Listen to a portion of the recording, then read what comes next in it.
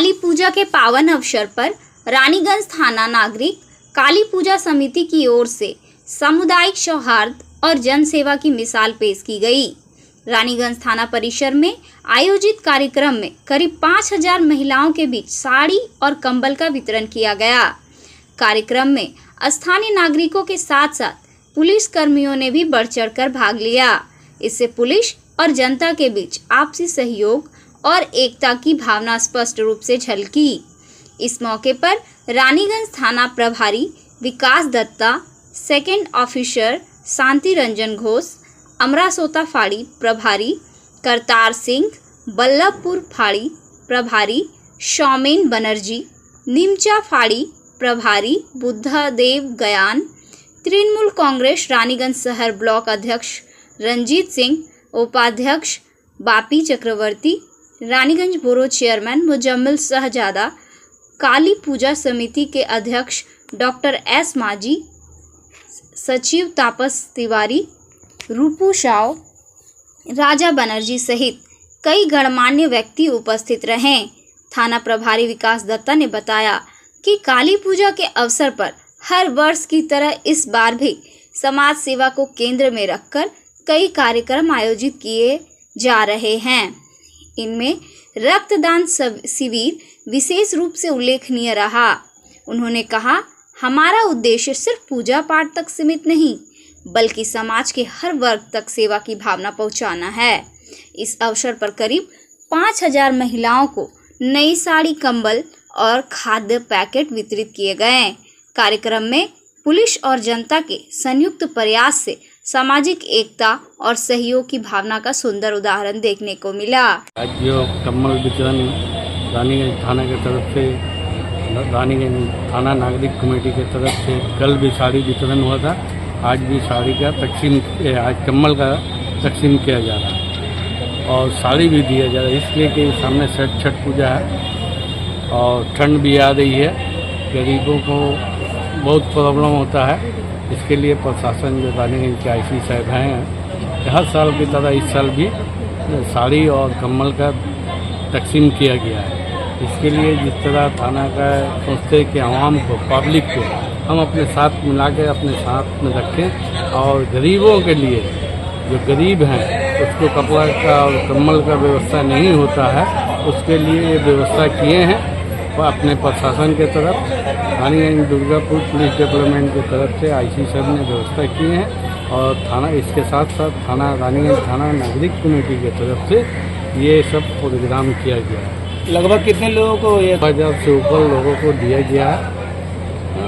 देसी कह के बहुत माल मंगाए थे, ये इंतजाम उन्होंने किया है और हमेशा करते रहते हैं और आवाम से, पब्लिक से इन लोग जुड़े रहते हैं, क्योंकि इन लोग भी अपने बाल बच्चा को छोड़ के आते हैं बाहर से, कोई दार्जिलिंग तरफ से, सिल्लीगुड़ी, कलकत्ता, मिदनापुर, बकुआ, बर्दवान, इन लोग अपने परिवार को छोड़ के आते हैं और हमारे यहाँ जो सर्विस दे रहे हैं प्रशासन के, तो पब्लिक को लेके, जैसे इनको भी तकलीफ नहीं हो, कोई भी त्यौहार होता है, ईद, बकरीद और दुर्गा पूजा, मोहर्रम, काली पूजा, छठ पूजा, सबको लेके मनाने का कोशिश करते हैं। अपने परिवार का ऐसा समझते हैं, तो उसको ध्यान में रखते हुए ये व्यवस्था किया है कम्बल और साड़ी का वितरण।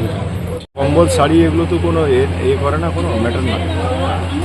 আমরা 21 তারিখেও শাড়ি দিয়েছিলাম, কালকে ব্লাড ডোনেশন ক্যাম্প করেছি, আজকেও কম্বল শাড়ি দিলাম, কালকে আবার হেলথ চেক আপ ক্যাম্প আছে। আমরা কালী পুজো উপলক্ষে পরশু বছর এই ধরনের অনুষ্ঠানগুলো করে থাকি। আমি যেখানে থাকি আমরা স্পেশাল কিছু না, একটা কম্বল বা একটা শাড়ি কোনো মানুষের কাছে, কোনো লোকের কাছে কোনো কিছু রাখে না। কিন্তু একটা জিনিস ক্লিয়ার হয়ে যায়, দেখুন আমরা তো বাইরের থেকে চাকরি করতে আসি আর বিভিন্ন জায়গা থেকে আসি, আমাদের ফ্যামিলি ছেড়ে আসি।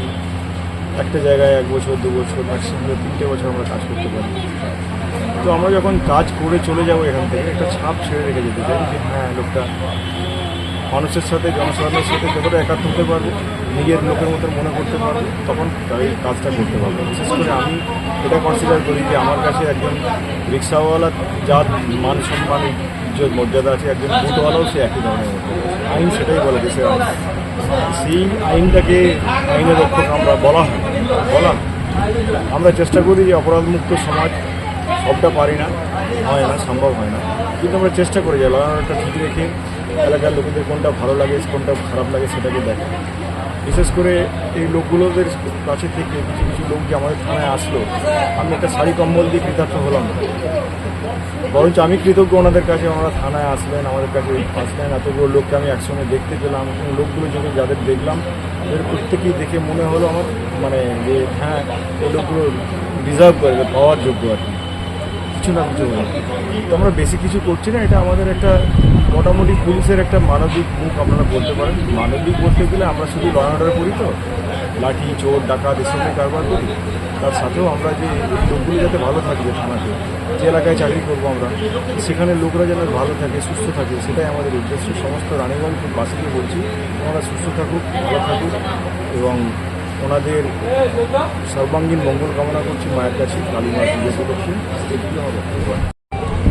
রানীগঞ্জ থানা নাগরিক কমিটির পক্ষ থেকে কাল শাড়ি বিতরণ হয়েছে, আজকে কম্বল বিতরণ হলো। মোটামুটি সর্বসাকুল্যে সব মিলিয়ে প্রায় 5,000-এর মতো বিতরণ হবার আছে, তার মধ্যে অন্তত 4,000 প্লাস বিতরণ হয়ে গেছে, কিছু বাকি আছে যারা রেগুলার ওয়াইজ 5-7 দিন ধরে আসবে, টোকেন দিয়ে নিয়ে যাবে। যারা এসেছে, যে মানুষরা সব এসেছিলেন শাড়ি বা কম্বল নিতে, তারা যে আমাদের থানাতে এই নাগরিক কমিটি থানার ভিতর ঢুকে যেভাবে নিয়ে গেলেন, সেই থানার একটা ওনাদের পায়ের ধুলোটাই একটা থানাটার একটা আরও ভালো জায়গার দিকে নিয়ে গেল। এই আইসি সাহেব আজকে শুধু করেননি, আগের বছরও করেছেন এইভাবে। এবং পুলিশের, গোটা ওয়েস্ট বেঙ্গলের পুলিশের প্রত্যেক থানায় কিছু না কিছু সাংস্কৃতিক প্রোগ্রাম, জনসাধারণের সেবা করার বা ভালো কাজ করার একটা উদ্যোগ আছে।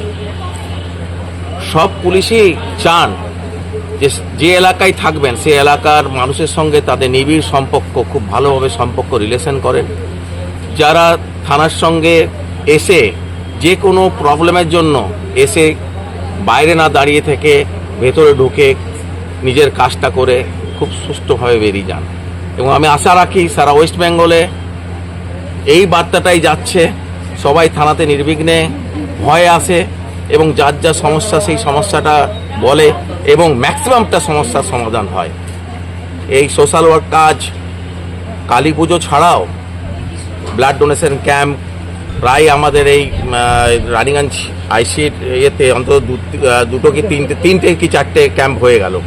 হ্যাঁ, blood donation camp, health check up camp আপনার এই কিছুদিন আগেই একটা হলো, আবার কালকে একটা আছে। এরপর সাংস্কৃতিক অনুষ্ঠান তো হতেই থাকছে। সব আপামর রানীগঞ্জবাসী এই অনুষ্ঠানে আসছেন এবং আনন্দ উপভোগ করছেন, এটাই আমি আশা রাখবো পরবর্তী ক্ষেত্রে একইভাবে আমরা এই জিনিসটাকে এগিয়ে নিয়ে যেতে পারবো। এই বলে আমার বক্তব্য শেষ করছি। আপনার নাম? তাপস তিওয়ারি।